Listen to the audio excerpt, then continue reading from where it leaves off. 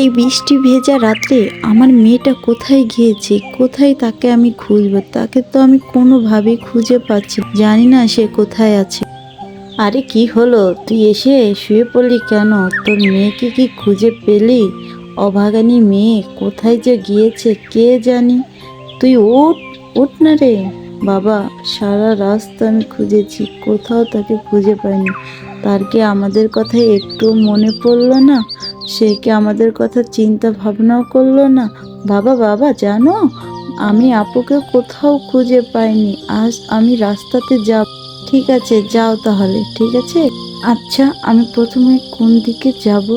কোন দিকে গেলে আপুকে খুঁজে পাবো? ওই দিকেই যাব। তুমি কি আমার আপুকে দেখেছো?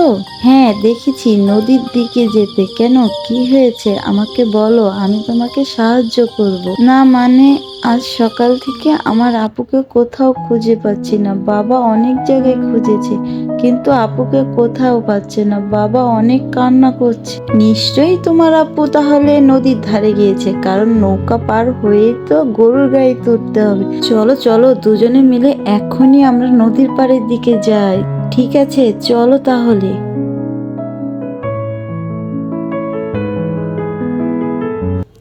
আর কত হাঁটবো, কখন আমি নদীর ধারে যেতে পারবো? জানি না ও এখনো এসে পড়েছে কিনা।